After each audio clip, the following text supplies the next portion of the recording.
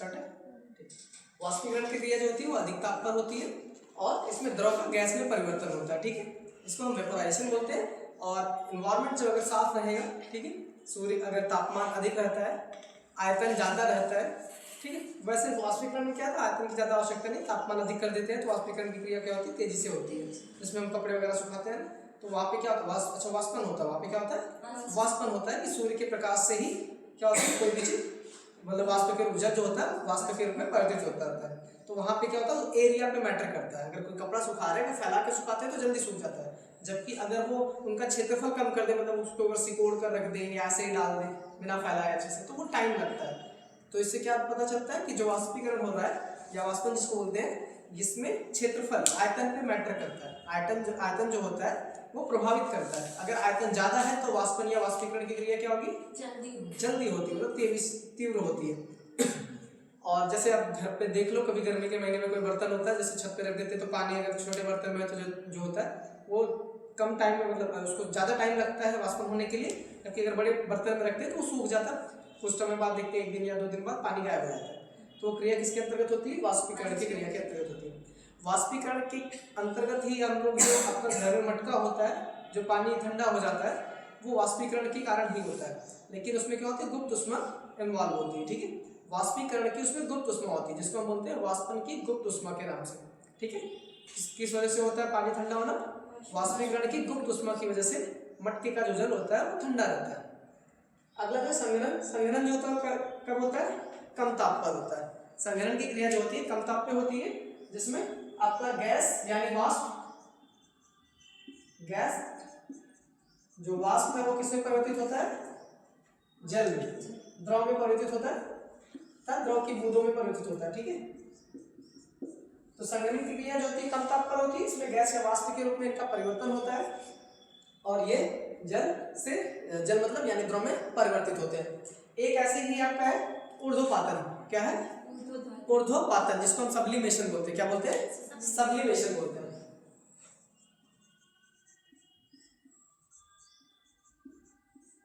ऊर्ध्वपातन मतलब सब्लिमेशन। और ये क्रिया जो होती है इसमें डायरेक्ट आपके ठोस जो होते हैं किसमें कन्वर्ट होते हैं, गैस में कन्वर्ट होते हैं।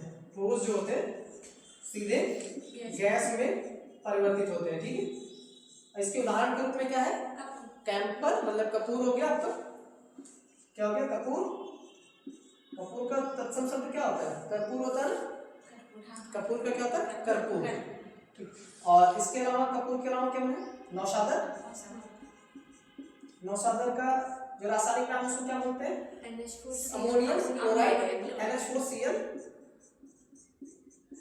इसके बाद जो होता है नेफ्थलीन, ठीक है। 3 होते हैं, कपूर है, नौशादर है, नेफ्थलीन, जो कि ऊर्ध्वपातन की क्रिया के फलस्वरूप ठोस से सीधे गैस में परिवर्तित होते हैं, ठीक है। इसके बाद जो होता है बादलों का निर्माण कैसे होता है। बादल का निर्माण में संघनन की क्रिया जो होती है प्रभावी होती है।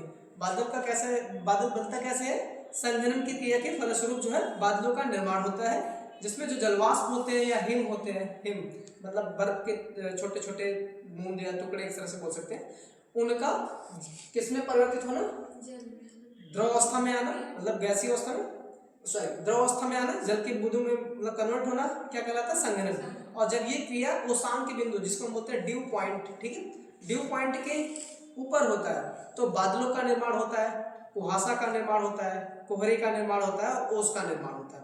किंतु अगर उनके ओसांक बिंदु यानी हिमांक बिंदु से नीचे चला जाता है तो बर्फबारी होती है। क्या होती है, बर्फबारी और पाला सुने होंगे आपको, पाला पड़ता है ना और बर्फबारी, तो वो जो होता है हिमांक मतलब 0 डिग्री टेम्परेचर से अगर जल 0 डिग्री टेम्परेचर से अगर नीचे चला जाएगा जो द्रव अवस्था में, वो क्या हो जाएगा, बर्फ के रूप में कन्वर्ट हो जाएगा।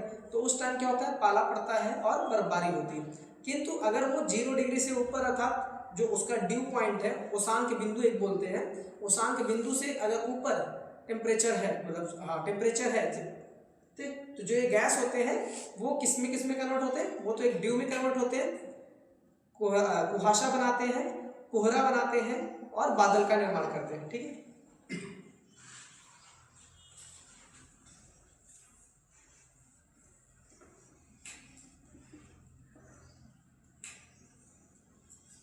तो संघनन की क्रिया के फलस्वरूप जो होता है आपका क्या क्या बनता है, एक तो ओस बनता है, ठीक है,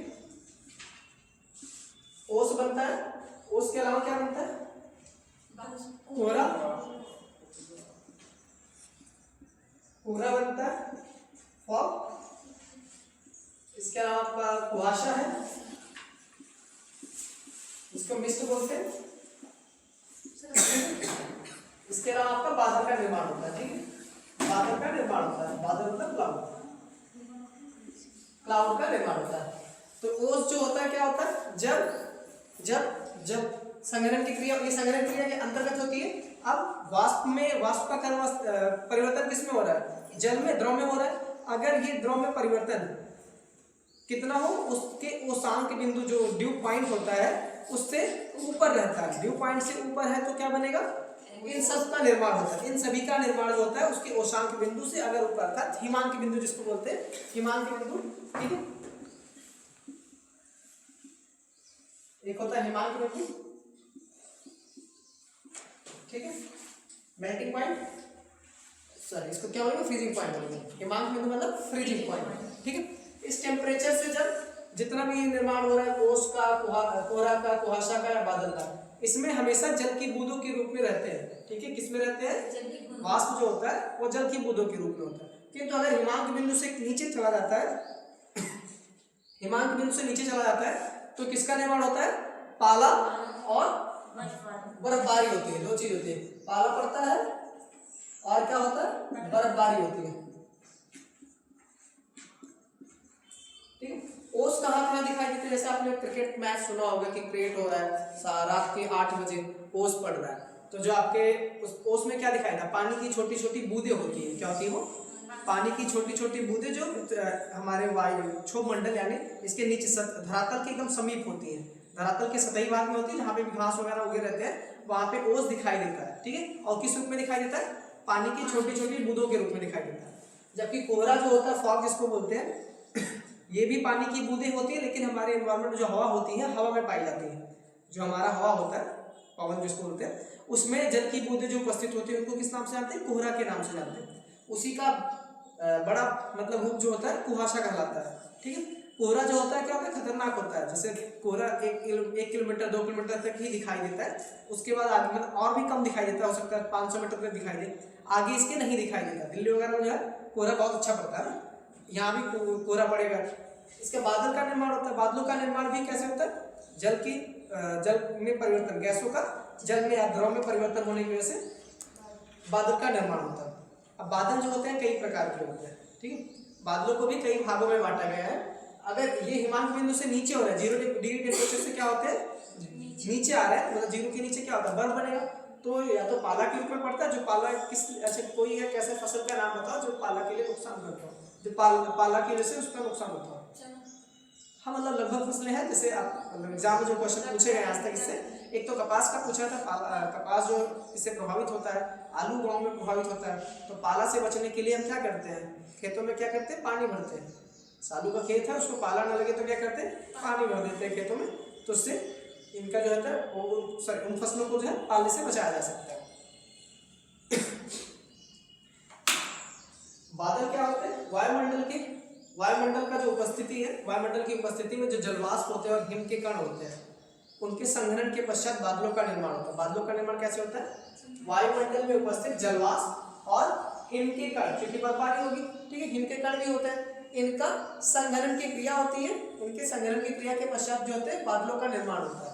वायुमंडल में उपस्थित जलवाष्प और हिम के कणों के का संघनन के पश्चात ओसांक बिंदु से ऊपर, देख लो ओसांक बिंदु था ना, ओसांक बिंदु से ऊपर बादलों का निर्माण होता है। ओसांक बिंदु के ऊपर ही हो रहा है, क्योंकि अगर इसके नीचे चले जाएंगे तो क्या होगा, बर्फ में कन्वर्ट हो जाएगा पूरा, ठीक है।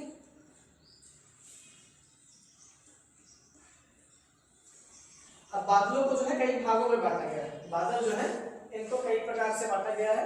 एक व्यक्ति होते हैं, ठीक है, 1802 में उन्होंने बादलों को बांटा था, ठीक है, उनका नाम क्या है, ल्यूक हावर्ड, क्या नाम है, ल्यूक हावर्ड करके व्यक्ति है। 1802 में बादलों के इन्होंने 4 भागों में बांटा था, क्या नाम है, ल्यूक हावर्ड।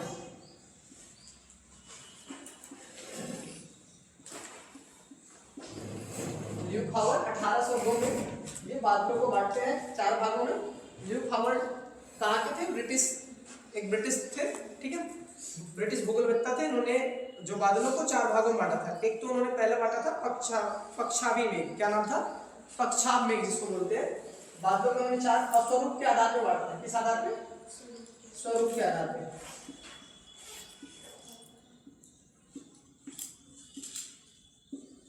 स्वरूप के आधार पर जो बादल है वो कितने भाग में? 4 भागों में उन्होंने बांटा था। एक था पक्षाव मेघ, दूसरा कपासी मेघ या कपास मेघ,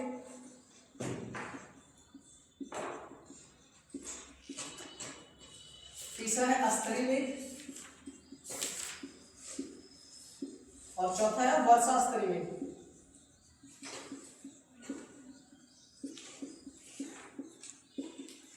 ठीक है, बादल जो है 4 प्रकार के हैं। एक पक्षाव मेघ होता है, एक आपका कपासी मेघ है, एक अस्तरी मेघ है, दूसरा चौथा क्या है? वर्षा स्तरी मेघ। ठीक है,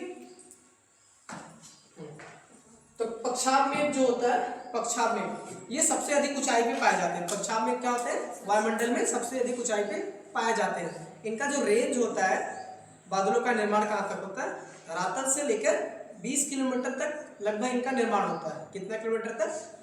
20 किलोमीटर तक होता है। इसका मतलब क्या है कि जब वायुमंडल में जो हमारा संताप मंडल होता है उसमें एरोप्लेन वगैरह उड़ते हैं, हवाई जहाज वगैरह, ये सारी, अच्छा हवाई जहाज वगैरह कौन से संताप मंडल में उड़ते हैं। तो संताप मंडल के ऊपर जब हम देखते हैं ऊपर से नीचे की तरफ, तो जहां भी बादल रहेगा उसके नीचे नहीं दिखाई देगा। ठीक है, क्योंकि बादल पूरा एनवायरमेंट को, मतलब उस प्लेस को घेरे हुए हैं। जहाँ पे बादल नहीं रहेंगे हम वहाँ नीचे तक देख सकते हैं, किंतु जहाँ पे भी बादल रहता है वहाँ पे हम नीचे तक नहीं देख सकते, क्योंकि अपारदर्शी होता है ना, इसीलिए दिखाई नहीं देता है। तो बादलों का निर्माण कहाँ पे होता है? कौन से मंडल में होता है? बादलों का निर्माण कहाँ पे होता है? क्षोभ मंडल में होता है। जो बादल होते हैं कहाँ पाए जाते हैं? और बादलों में ही, बादलों के द्वारा ही जितनी भी मौसमी घटनाएं होती हैं वो सब इन्हीं के द्वारा होती है। चाहे ओस पड़े, पाला वगैरह, ये सब जो होता है किनके द्वारा होता है? बादलों के निर्माण के बाद ही होता है। तो पक्षाव मेघ जो होता है ये सबसे ऊपरी मंडल, सबसे ऊपरी मेघ है। सभी मेघों में सबसे ऊपर कौन सा पाया जाता है? ये सर्वाधिक ऊपर पाया जाता है, सर्वाधिक ऊंचाई पर होते हैं।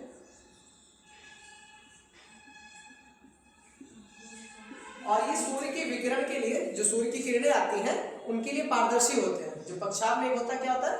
सूर्य की किरणों के लिए पारदर्शी होते हैं। पक्षाव मेघ सूर्य की किरणों के लिए पारदर्शी होते हैं और ये सर्वाधिक ऊंचाई पे पाए जाते हैं। ये हिम के जो कण होते हैं उनसे, हिम कणों से बने होते हैं। ये इंपॉर्टेंट पॉइंट है। इनका निर्माण जो होता है किसकी वजह से होता है? हिम के कणों की वजह से। जो बादल हिम के मतलब बर्फ के कण होते हैं छोटे छोटे, उनसे इनका निर्माण होता है। क्योंकि इनकी ऊंचाई क्या है? सबसे ऊपर है। और सबसे ऊपर जाएंगे तो क्या होगा? टेम्परेचर नीचे से ऊपर जाने पे क्या होता था? क्षोभ मंडल में कम होता जाता है। ठीक है, ऊपर पहुंचेंगे टेम्परेचर कम होगा, तो वहां पे किसमें परिवर्तित हो जाएंगे? हिम के कणों में परिवर्तित हो जाते हैं। और हिम के कणों में परिवर्तन की वजह से ही इन पक्षाव मेघों को ही मोती, ठीक है, और इनको किस नाम से जानते हैं? मोती की माला कहा जाता है। इनको किस नाम से जाना जाता है? मोती की माला कहा जाता है। जो पक्षाव मेघ होते हैं इनको मोती की माला कहा जाता है। कारण क्या है? इनका निर्माण जो होता है हिम के कणों से होता है। किसकी वजह से होता है? हिम के कणों की वजह से पक्षाव मेघ का निर्माण होता है। इसीलिए पक्षाव मेघ को मोती की माला कहा जाता है। ठीक है, 3-4 पॉइंट है पक्षाव मेघ से संबंधित। ये तो सबसे ऊपर पाए जाते हैं, एक विस्तृत क्षेत्र में पाए जाते हैं। इनकी सघनता जो होती है बहुत कम होती है। बादलों की सघनता देखते हो, बादल आकाश में उड़ते हुए दिखाई देते हैं, तो कुछ बादल ऐसे व्हाइट कलर के दिखाई देते हैं, कुछ जो होते हैं फूल गोभी के समान दिखाई देते हैं, मतलब जैसे गोभी होता है वैसा दिखाई देता है। तो ये जो पक्षावी मेघ होते हैं सर्वाधिक ऊंचाई पे पाए जाते हैं और इनका आकार जो होता है वो थोड़ा किसके जैसे दिखाई देता है? गोभी के जैसे। ठीक है, जो फूल गोभी होते हैं उनके जैसा इनका आकार होता है। तो ये भी आप पॉइंट लिख सकते हो अगर एग्जाम में आए तो। इनका आकार कैसा होता है? फूल गोभी के जैसा होता है। ये सूर्य की विकिरण के लिए कैसे होते हैं? पारदर्शी होते हैं। सूर्य की किरणों के लिए कैसे होते हैं? ये पारदर्शी होते हैं। अर्थात और क्योंकि पारदर्शी है तो इसका मतलब इनकी सघनता क्या होगी? सघनता कम होगी ना। इनकी सघनता जो है कम होगी, जिसकी वजह से सूर्य के प्रकाश जो है आसानी से धरातल तक पहुंच सकते हैं। तो ये एक तो सर्वाधिक ऊंचाई पे पाए जाते हैं, विस्तृत क्षेत्र में फैले हुए, मतलब बड़े क्षेत्र में फैले हुए ऊपर। और तीसरा पॉइंट है ये सूर्य की किरणों के लिए क्या है? पारदर्शी होते हैं। इनको हम मोती की माला कहते हैं। कारण क्या है? क्योंकि इनका निर्माण जो होता है हिम कणों की वजह से होता है। ठीक, और इनका जो आकार होता है वो किसके जैसा होता है, फूल गोभी के समान होता है। दूसरा होता है कपासी मेघ। कपासी मेघ जो होते हैं अपेक्षाकृत पक्षाभ मेघ के अपेक्षाकृत, इनके अपेक्षाकृत क्या होते हैं, ये इनकी सांद्रता, इनकी सघनता अधिक होती है, इनकी सघनता इनके अगेंस्ट में देखा जाए तो ज्यादा होती है, और ये विस्तृत रूप, इनसे ज्यादा विस्तृत रूप में मतलब बड़े क्षेत्र में फैले होते हैं, और ये इनके अपेक्षाकृत नीचे पाए जाते हैं। जो कपासी मेघ होगा वो पक्षाभ मेघ के नीचे होते हैं। कहाँ पे होते हैं, पक्षाभ मेघ के नीचे होते हैं, और इनका आकार एक गुंबदाकार के जैसे होता है, या फूल गोभी के जैसे इनका आकार होता है, गुंबदाकार, गुंबद के जैसा आकार होता है इनका भी, ठीक है, पूरा ऐसे देखते हैं, बादल दिखाई देता है आकाश में। कपासी मेघ की सघनता जो होती है अपेक्षाकृत किसके, पक्षाभ मेघ की अपेक्षाकृत अधिक होता है, इनका आकार भी कैसा होता है, गुंबदाकार होता है, ठीक है। और ये 7 मौसम के सूचक होते हैं। किस कैसे मौसम के सूचक होते हैं, ये 7 मौसम के सूचक होते हैं कपासी में। इनकी सघनता जो होती है अधिक होती है, सघनता भी क्या है, अधिक सघनता पाई जाती है, इनकी सघनता अधिक सघनता होती है, और ये 7 मौसम के सूचक भी होते हैं।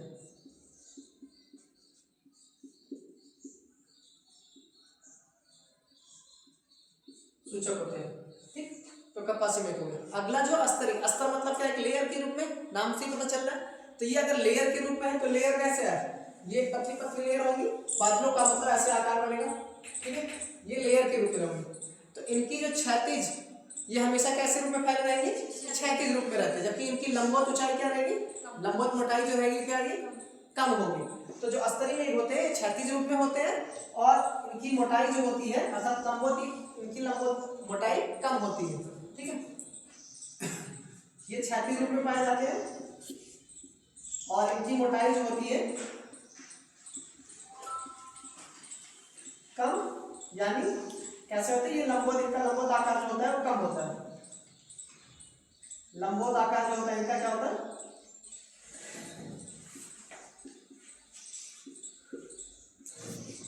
इनकी लंबवत आकार जो होती है कम होती है, और ये क्षैतिज रूप में पाए जाते हैं, ठीक। अगला है वर्षा अस्तरी मेघ। कौन सा मेघ है, वर्षा अस्तरी मेघ। वर्षा अस्तरी मेघ कैसे होते हैं, पृथ्वी के धरातल के सबसे समीप अगर कोई मेघ पाया जाता है, बादल पाए जाते हैं, तो वो कौन से होते हैं, वर्षा अस्तरी मेघ होते हैं, जो पृथ्वी के सबसे नजदीक में पाए जाते हैं। सबसे नजदीक कौन सा, सबसे अधिक दूर पे कौन सा, ये एग्जाम में पूछे जाते हैं, ठीक है। पक्षाभ मेघ जो होते हैं वो सबसे अधिक दूर पे होते हैं, इनको 4 भागों में बांट के देखा जाता है, ठीक है। इसको भी अभी अलग अलग भागों में बांटा जाएगा। तो जब पक्षाभ मेघ होते हैं ये सबसे अधिक ऊंचाई पर पाए जाते हैं, जबकि सबसे नजदीक कौन सा पाया जाता है, वर्षा अस्तरी मेघ जो होते हैं सबसे नजदीक पाए जाते हैं, ठीक है। और वर्षा अस्तरी मेघ नाम से ही पता चल रहा है कि सबसे ज्यादा वर्षा कराने के लिए जिम्मेदार कौन सा मेघ है, वर्षा अस्तरी मेघ। तो ये क्वेश्चन पूछा भी गया है, ये सबसे नजदीक होते हैं, धरातल के सबसे नजदीक कौन सा मेघ होता है, सबसे नजदीक होता है, और सर्वाधिक वर्षा के लिए जिम्मेदार होता है।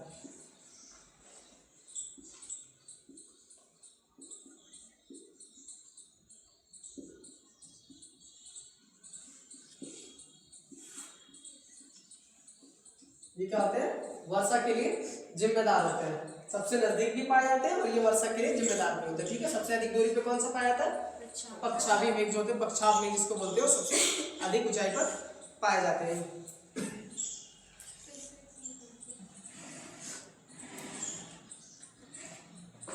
इनका आकार जो होता है थोड़ा गहरी स्लेटी या काले रंग का होता है। वर्षा अस्तरी मेघ का आकार कैसा होता है, काले रंग का होता है, क्योंकि नीचे जब जो ज्यादा बारिश कराते हैं उनका आकार कैसा दिखाई देता है, काले रंग का दिखाई देता है, या थोड़ा स्लेटी कलर का दिखाई देता है, ठीक है।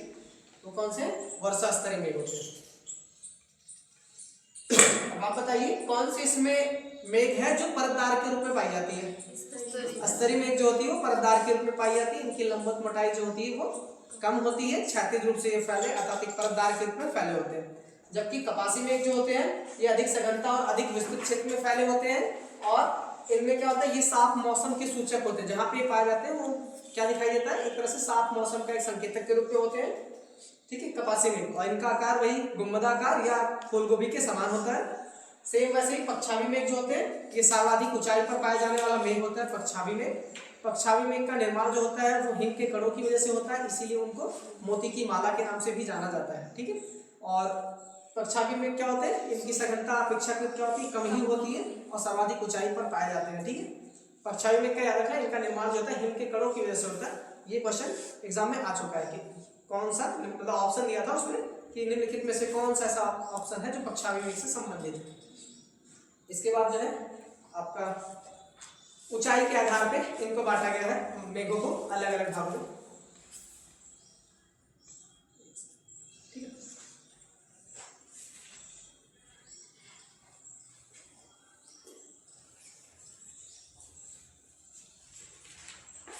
ल्यूक हॉवर्ड करके एक व्यक्ति थे 1802 में, उन्होंने मेघों का विभाजन किया था। ठीक है,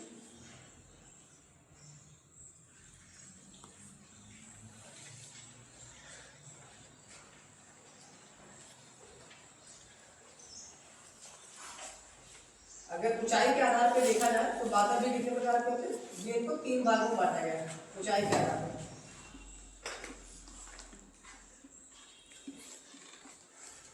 ऊंचाई के आधार पर इनको जो है 3 भागों में बांटा गया मेघों को। एक होता है जो उच्च भाग में है तो उच्च मेघ बोलेंगे, उससे नीचे वाले को मध्य मेघ बोलेंगे और नीचे वाले को क्या बोलेंगे, निम्न। ठीक है, उनको जो है निम्न मेघ के नाम से जाना जाता है। तो सिंपल है याद करना, ऊंचाई के आधार पर मतलब उच्च मेघ, मध्य मेघ, निम्न मेघ। ठीक है,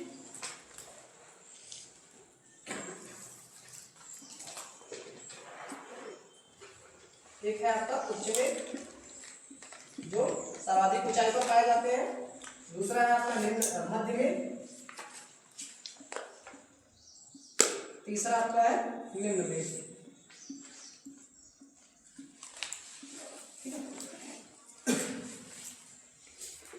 अब मेघ उच्च मेघ जो होता है वो आपका 20 किलोमीटर की हाइट पे, सबसे पहले कैसे देखते हैं, निम्न मेघ धरातल से अगर आप 2500 मीटर की हाइट पर जाते हैं वहां तक मतलब 2.5 किलोमीटर तक जितने भी मेघ होते हैं उनको हम किस नाम से जानते हैं, निम्न मेघ के नाम से जानते हैं।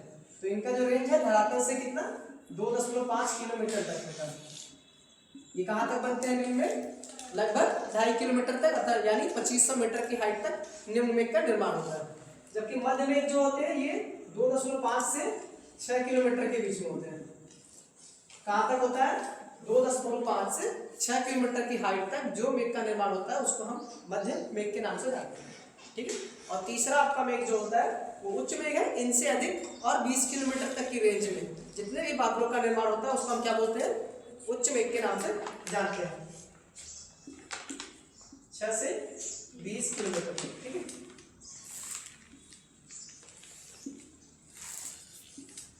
क्योंकि 20 किलोमीटर के बाद लगभग 18 किलोमीटर तक आपका क्या है, भूमध्य रेखा के पास में, भूमध्य रेखा के पास में क्या पाई जाती है, क्षोभमंडल की लेयर, वही पड़ता है ना 8 से 18 किलोमीटर के रेंज में। तो इसके ऊपर क्या होता है, समताप मंडल, और समताप मंडल में जो है बादलों का निर्माण नहीं होता है क्योंकि वहां पर हवा जो होती है क्षैतिज रूप से गमन करती रहती है और टेम्परेचर जो है जैसे जैसे हम ऊपर जाते हैं बढ़ता चला जाता है। ठीक, जिसकी वजह से बादलों का निर्माण वहां पे नहीं होता है। तो उच्च मेघ को भी कई भागों में बांटा गया, 3 भागों में बांटा गया है। ऐसे ही मध्य मेघ को 2 भागों में बांटा गया है। ठीक है, अलग अलग पार्ट में इनको बांटा गया है। तो जो उच्च मेघ होता है इसको एक बोलते हैं पक्षाप स्तरीय मेघ होता है। क्या होता है, पक्षाप स्तरीय मेघ होते हैं। इनको पक्षाप स्तरीय मेघ, पक्षाप कपासी मेघ और कपासी मेघ के नाम से 3 भागों में इनको बांटा गया। एक पक्षाप मेघ है, पक्षाप स्तरीय मेघ है और पक्षाप कपासी मेघ है। ठीक,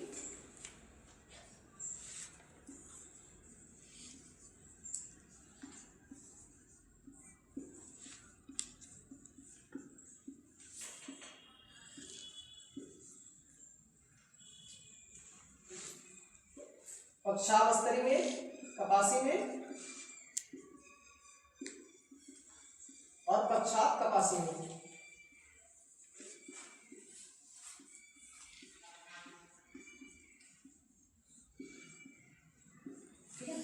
सबसे ऊपर जो मेघ पाया जाता है, ये हाइट के हिसाब से लिखा हूं, तो पक्षाप स्तरीय मेघ और पक्षाप मेघ मतलब कई सारे ऑप्शन इसके और पार्ट बांटेंगे तो उसमें से जो ऑप्शन मिलेंगे सबसे ऊपर अगर देखा जाए उच्च मेघ में भी पक्षाप में भी, तो पक्षाप में कौन सा मेघ सबसे ऊपर होता है, पक्षाप स्तरीय मेघ सर्वाधिक ऊंचाई पे पाया जाता है। ठीक है, पक्षाप मेघ तो ऊपर होते ही है लेकिन पक्षाप में भी कौन सा, पक्षाप स्तरीय मेघ जो होता है सर्वाधिक ऊंचाई पे पाया जाता है। उसके बाद आपका कौन सा पक्षाप मेघ है, फिर पक्षाप कपासी मेघ का निर्माण होता है।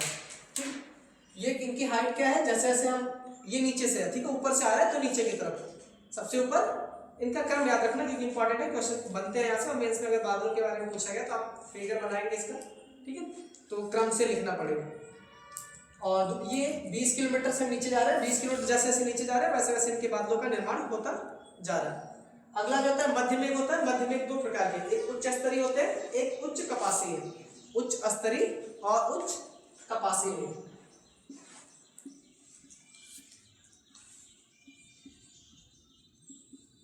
उच्च स्तरीय मेघ और उच्च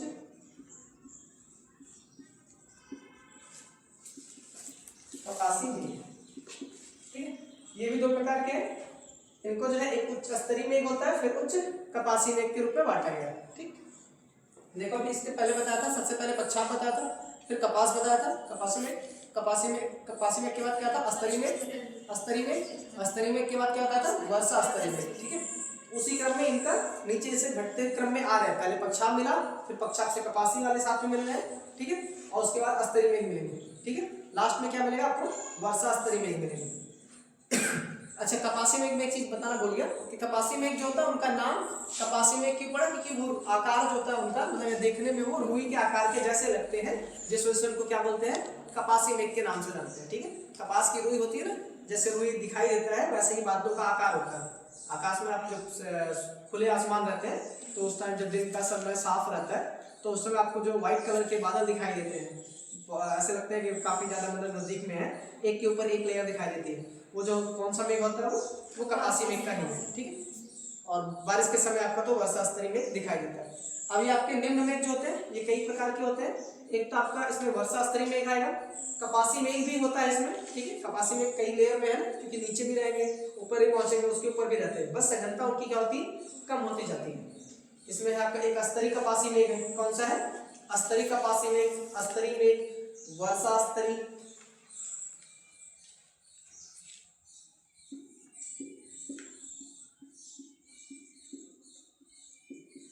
स्तरीय कपासी मेघ,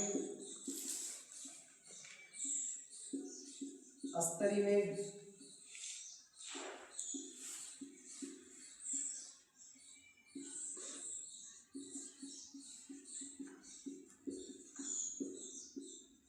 वर्षा स्तरीय मेघ, और कौन से, एक है स्तरीय कपासी, स्तरीय मेघ, वर्षा स्तरीय, और कपासी मेघ और कपासी वर्षा, ठीक है। कपासी मेघ और कपासी वर्षा मेघ होते हैं।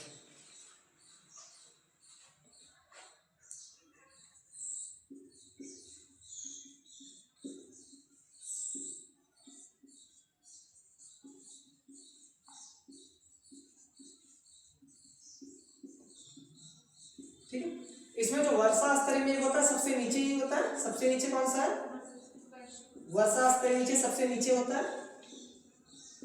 अगर ओवरऑल में सबसे ऊपर पूछा जाए तो कौन सा है, पच्छाद स्तरीय मेघ होता है, सबसे ऊपर होता है, ठीक है। इनका नाम याद रखना।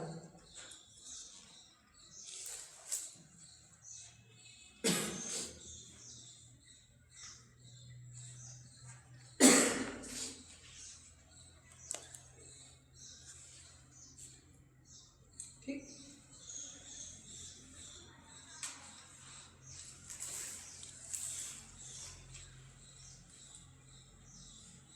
तो ऊंचाई के आधार पर इनको 3 भाग में बांटा गया है, जबकि स्वरूप के आधार पर इनको 4 भागों में बांटा गया। उन स्वरूपों को जब हम ऊंचाई के आधार पर बांटते हैं तो उच्च में 3 प्रकार के हैं, मध्य में भी 2 प्रकार के हैं, और इनको जो है 5 प्रकार में बांटा गया है। सबसे ऊंचाई पे जो है पच्छाद मेघ का निर्माण होता है, जबकि सबसे नीचे आपके वर्षा स्तरीय मेघ पाए जाते हैं। वर्षा स्तरीय मेघ में क्या होता है, बादल हाइट पे सबसे कम ऊंचाई पे होते हैं, इसमें आर्द्रता ज्यादा मात्रा में होती है, और संघनन की क्रिया के पश्चात ये जल की बूंदों के रूप में कन्वर्ट होकर बारिश कराती है, अर्थात वर्षण कराती है। वर्षा जो होती है इन्हीं कारणों से होती है, ठीक है। 2 वर्ड और था, एक हाइग्रोमीटर था, एक हाइड्रोमीटर बताया, ठीक है। हाइग्रोमीटर जो होता है यो आर्द्रता के लिए होता है, जबकि हाइड्रोमीटर क्या मेजर करता है, जल के घनत्व के बारे में, मतलब घनत्व का निर्धारण, कौन से घनत्व, सापेक्षिक घनत्व का, कैसा घनत्व, रिलेटिव डेंसिटी का मापन किया जाता है। इसके अलावा उनका फिगर,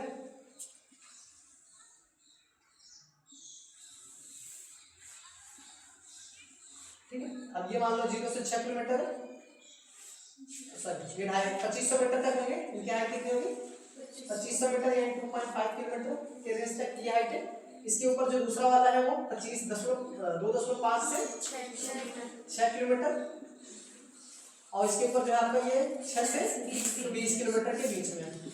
ठीक है, सबसे नीचे जो होता है आपका कौन सा मेघ बनता है? वर्षा स्तरीय मेघ होता है। तो मेघ बना लेगा आप अच्छे से। ठीक है, ये इसका बस नामकरण कर देना, आपको ऐसे फिगर दिखाना है जैसे मैं दिखा सकूं। वर्षा स्तरीय मेघ सबसे नीचे, और सबसे ऊपर कौन सा होगा? पश्चात स्तरीय मेघ जो होता है या सबसे ऊपर होता है। और ये कैसे रहेंगे? एक लेयर के रूप में रहेंगे। ठीक है, पतली, मतलब इनकी मोटाई क्या रहेगी? कम रहेगी, क्षैतिज रूप से ये फैले रहेंगे। ठीक है, बादल जो है क्षैतिज रूप से फैले रहेंगे। इनकी मोटाई जो होती है इनकी अपेक्षाकृत कम होती है। ये इनका जो क्षेत्र होता है वो विस्तृत होता है, जबकि इनका क्षेत्र क्या विस्तृत नहीं होता, अपेक्षाकृत कम विस्तृत होता है। और ये लेयर के रूप में अस्तर लगा हुआ है, मतलब ये परतदार होती है। कैसे होती है? परतदार होती है। इसके बाद इसमें क्या है? कपासी मेघ है। तो पश्चात के बाद कपासी मेघ का निर्माण होगा। ये भी कुछ इनका आकार भी लगभग वैसा ही रहता है, परतदार के जैसे। ठीक है, और जो तीसरा इसके बाद कौन था? पश्चात कपासी मेघ। ये तीनों एक क्रम से होते हैं। ठीक है, बादलों का निर्माण यहाँ पे आप मतलब कर देना। ठीक है, ये कपासी मेघ हो जाएगा, और ये पश्चात कपासी मेघ यहाँ पर। ठीक है, वर्षा स्तरीय मेघ, वर्षा स्तरीय मेघ के ऊपर जो है आपका स्तरीय मेघ बनेगा। क्या बनेगा? स्तरीय मेघ। स्तरीय मेघ ऐसे ही अस्तर के मतलब एक परतदार के रूप में बनाया जाएगा। ठीक है, कैसा रहेगा?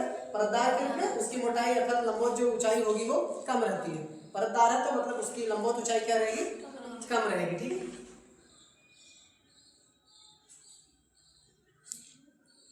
ठीक, ये आपका है स्तरीय मेघ। और यही बीच में आपका कपासी मेघ का भी निर्माण होगा। ठीक है, ये रुई के जैसे कपास के जैसे होते हैं तो इनका आकार क्या रहेगा? थोड़ा सा अपेक्षाकृत बड़ा ही रहेगा। ठीक है, इनका अभी बताया था ना, कपासी मेघ का जो आकार होता है सघनता भी अधिक होती है और विस्तृत रूप में पाए जाते हैं। तो ये कौन सा है? कपासी मेघ यहाँ पे बनेगा।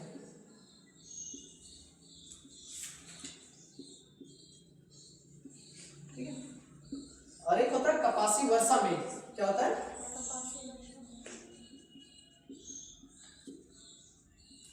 कपासी वर्षा मेघ। ये जो होते हैं ये तीनों लेयर में पाए जाते हैं, मतलब तीनों स्तर में पाए जाएंगे। 0 से 2500 मीटर वाले हाइट में भी है, 2.5 से 6 वाले में, और यहाँ पे भी है। जैसे जैसे ऊपर जाएंगे इनका क्या होता है? एक तरह से जो इनका विस्तृत क्षेत्र है वो कम होता चला जाता है। ठीक है, इनको हम किस नाम से जानते हैं? कपासी वर्षा मेघ के नाम से जाना जाता है। ठीक है, और बीच वाले में जो है आपका एक मिलेगा स्तरीय मध्य। ये स्तरीय है, तो अगला जो है स्तरीय मध्य मेघ है। ठीक है, जिसको हम उच्च स्तरीय उसमें बांटा गया है। यहाँ पे भी ये लेयर के रूप में ही रहते हैं। ठीक है, यही लेयर सेम बनाना है, नामकरण सही करना है उसको। ठीक है, बस इनका आकार थोड़ा पतला अपेक्षाकृत, किसी का ज्यादा मोटा बनाना, किसी का परतदार है तो ये इनकी अपेक्षाकृत क्या रहेगा? इनकी मोटाई थोड़ा कम रहेगी। ठीक है, इनको हम क्या बोलेंगे? स्तरीय मध्य मेघ।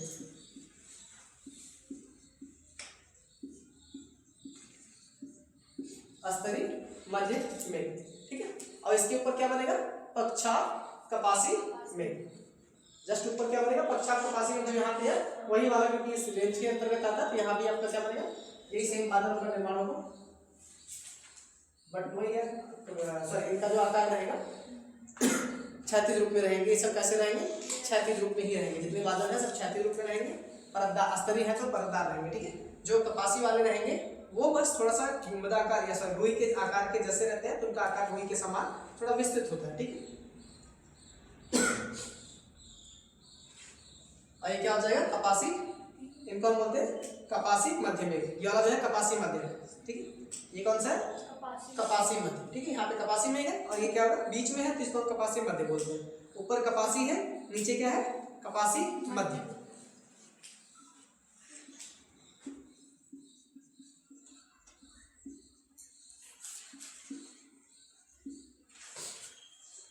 ये बादलों के आकार थोड़ा सा अच्छे से बना लेना। ठीक है, बढ़िया, आपके लिए अपेक्षा सही है। इतना बन गया बहुत है, ठीक है। आप कोशिश करना अच्छा बनाना, बस ठीक है बना लोगे और इनका नाम याद रहेगा तो आप मतलब एग्जाम में लिख सकते हैं, ठीक है। और जब संग्रहण की क्रिया होती है, संग्रहण की क्रिया, पहले इसको बना लो।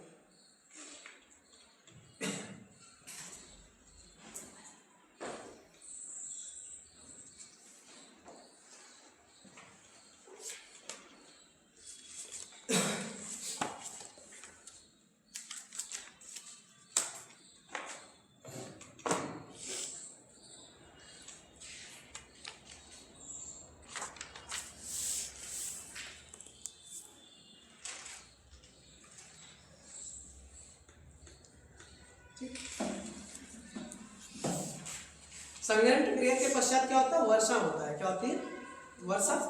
तो जब जल की बूंदों में वाष्प जो है जल की बूंदों में परिवर्तित होते हैं तो क्या होती है, वर्षा होती है। और वर्षा के लिए क्या जिम्मेदार होते हैं, वर्षा जो होती है उसके लिए कुछ स्थिति है, जैसे एक तो मौसम कैसा होना चाहिए, वर्षा की क्रिया के लिए क्या है, मौसम साफ होना चाहिए, मतलब क्लियर होना चाहिए, बादल बादल रहते हैं, बादल होना चाहिए, और क्या होना चाहिए, तापमान भी रहना चाहिए, वायु में नमी की मात्रा होनी चाहिए, आर्द्रता होनी चाहिए। वायु में नमी जहाँ रहती है अर्थात तापमान ज़्यादा जहाँ पाया जाता है वहीं पे वर्षा अधिक होती है। और वायु से संबंधित, अच्छा वर्षा को और किस नाम से जानते हैं पता है, वर्षा की पर्यायवाची कोई एक याद है, वृष्टि बोलते हैं। वृष्टि मतलब क्या होता है, वर्षा। और वृष्टि से संबंधित 2-3 वर्ड जो हिंदी में पूछे जाते हैं, जैसे अनावृष्टि, अतिवृष्टि, ठीक है, अल्पवृष्टि होती है। अतिवृष्टि मतलब क्या होता है, अधिक बारिश को होता है, अल्प मतलब, और अनावृष्टि मतलब बिल्कुल नहीं, मत नहीं, बहुत कम। अनावृष्टि मतलब बिल्कुल नहीं, ठीक है, जहाँ पे सूखा पड़ता है। अच्छा, मरुस्थल क्षेत्र से आप क्या समझते हैं, या किस क्षेत्र को मरुस्थल कहा जाता है, किसे,